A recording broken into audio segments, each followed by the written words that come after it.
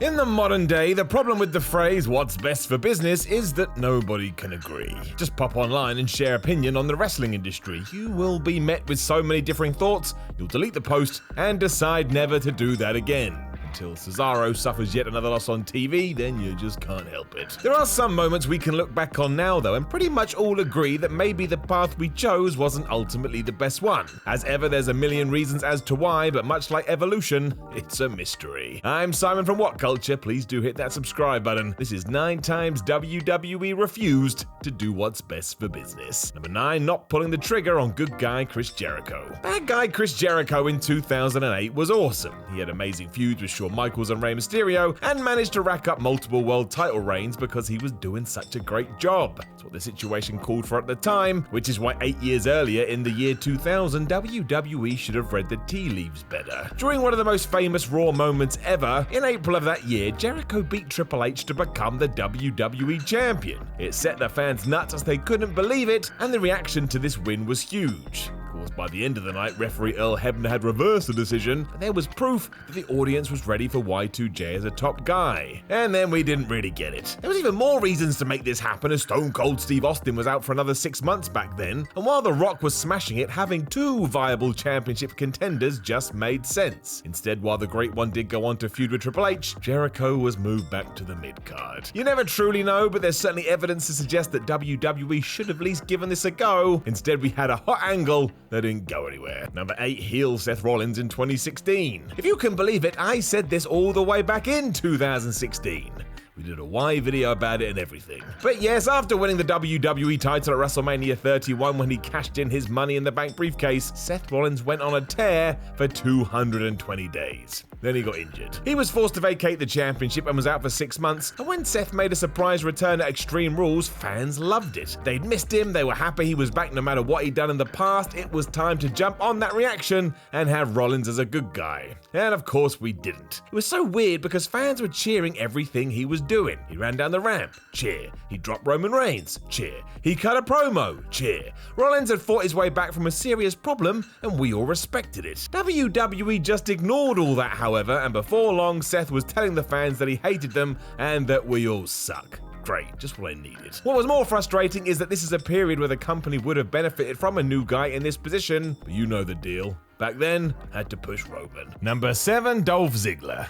Always. Given how he's been booked the last few years, Dolph Ziggler is seen by most as a guy who can have great matches with anybody, but isn't going to be after any world titles. Not seriously anyway. It's a position WWE has purposely put him in, and the big question is why. Anyone who has been watching for a good while knows there was a time when Ziggler had all the momentum needed. Peaking in 2013 when he cashed in his Money in the Bank after WrestleMania 29 to not only beat Alberto Del Rio but win the World Championship, fans loved it. And yeah, a huge reason for the noise was that everybody does enjoy a cash-in, but there was more than that here. It felt like the start of something exciting. I suppose this was life working against Ziggler rather than the company, as days later he suffered a concussion which wrote him off TV and forced him to drop the title back to Del Rio a month later. It meant in the 69 days he was the man, he was barely seen. That doesn't really work. The rumors were that Vince McMahon saw Dolph as injury prone and therefore didn't want to bring him back and put him in this spot. It seems ridiculous to me, but what do I know? I'm a bald moron. Number 6, Triple H and CM Punk. CM Punk in 2011 was not part of WWE's major plans. It's why the story at the Money in the Bank pay-per-view was that he was going to leave the company. It wasn't clever booking.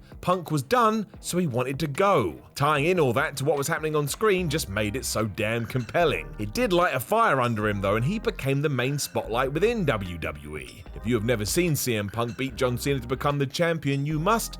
It is so damn good. Because this wasn't the idea, however, from here, it just got so messy. Before long, Punk had lost his title to Alberto Del Rio and found himself on a collision course with Triple H. It wasn't the worst thing in the world as long as CM Punk won, and as ever, he did not. Happening at Night of Champions, all we had to do here was have Punk get his hand raised. It would have cemented the fact he was here to stay after beating one of the biggest names in the business. So Triple H pedigreed him and won. It made no sense as Hunter was already a part-time performer at this point, point, but it's not what fans wanted. They were behind CM Punk. To everybody's credit, he would rebound from this to have a 434-day world title reign, but it doesn't mean that this did more harm than good. Number 5, Daniel Bryan in the Wyatt family. This was just hilarious. Despite everything indicating that WWE needed to get behind Daniel Bryan, they did everything possible to stop this quell of fan support. It's likely why when they realized, oh my gosh, Daniel Bryan has an out-of-control beard, they thought it would be a great idea to put him in the Wyatt family, a group who also had out-of-control beards. Sure, why not? It followed a losing effort against Randy Orton at the Hell in the Cell pay-per-view in 2013, and then almost instantly fans were being asked to boo this man. It was bonkers. It felt so badly too, even WWE had to admit this, which is why it barely lasted a second. It would be but a few weeks before Bryan was turning on the family to, surprise, surprise, crazy reactions from the audience. Everybody loves Daniel Bryan. It was this incident and about 67 others which forced Vince McMahon's hand, with Bryan rising to the top and having that great win at WrestleMania 30. But also, never forget what happened after that. Bryan got injured, meaning he had to vacate the title, and a few months later, Brock Lesnar was beating the piss out of replacement champion John Cena. If you don't think that role was meant for Bryan, well, maybe keep it that way. It's for the best. Number 4, the Daniel Bryan Royal Rumble fiasco. Right, we just mentioned the other incidents, so let's talk about one, or the Royal Rumble in 2014. While a lot of this was because of our own expectations, that doesn't mean the disappointment in the arena wasn't real, because my word, it was. The 3 takeaways from this event are that 1, Daniel Bryan and Bray Wyatt blew off their feud with a great match. 2, the audience spent the entire Rumble chanting for Bryan. And 3, the poor reaction Rey Mysterio got when he entered at number 30, which meant the crowd realized Daniel Bryan was not going to be in this main event. Ruh-roh. Everyone and their dog had decided that Daniel was going to win this thing, so when he wasn't even in it, they were livid. I mean, who boos Rey Mysterio? No one. Usually. It ruined the entire thing as fans wouldn't accept it, and of course it was another faux pas that in the long run actually helped the yes man. It's not like WWE learned either. 1 year later, the same feelings were in place, and even though Bryan was in that Rumble, he lasted 10 minutes and then got thrown out by Bray Wyatt.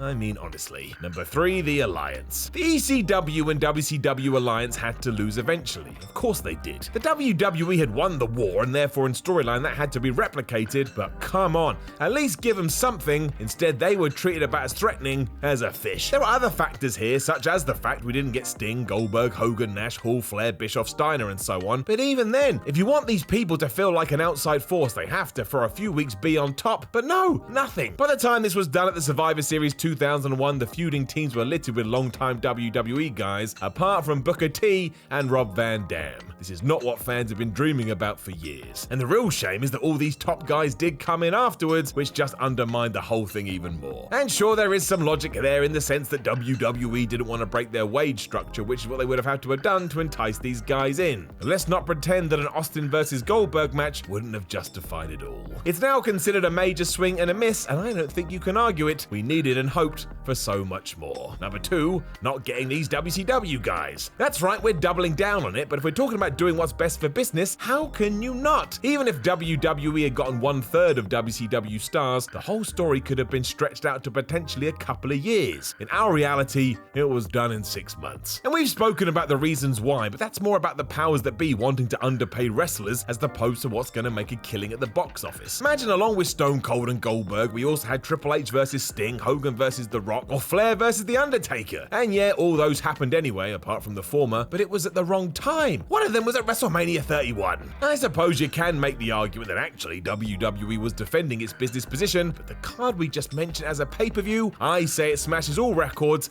and keeps fans from checking out, which they did in their droves after World Championship Wrestling closed its doors. I mean, the Invasion pay-per-view did more buys in America than any other show that wasn't called WrestleMania, and we did that with no real stars. Just think what the alternative could have been. Alas, we shall never know. Number 1, the Nexus. The reason the Nexus was so exciting is because it felt like they were disrupting the status quo. They didn't debut and then have their asses kicked, they actually shook things up and felt like a threat in the process. Just go and watch their debut on the 7th of June 2010 Raw. It was so aggressive, Daniel Bryan got fired for going too far. It also made sense. Led by Wade Barrett, he and his 7 buddies were sick of being treated like a joke, so they were going to do something about it. And they did. The group also continued to dominate, and there was a feeling in the air that Barrett could be hotshotted to a world title reign with his goons as his backup. It all went bad at SummerSlam when we had a Nexus team against a John Cena team, and in the most nuts booking ever, Cena basically whooped all of them and won. Didn't even break a sweat. It was even harder to take because Cena didn't need this at all. He was John Cena. It would have made no difference. It was the beginning of the end for the group and would be one of the reasons Wade Barrett decided to leave the company entirely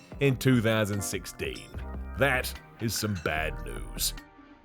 Know of any other times WWE refused to do what's best for business? Make sure you let us know in the comments below, and don't forget to like, share, and subscribe. Then head over to WhatCulture.com and read yourself some articles much like this. Follow What Culture on Twitter, WhatCultureWWE, and watch more videos here on What Culture Wrestling. My name is Simon from What Culture. Thanks so much for joining me, and I'll talk to you again soon.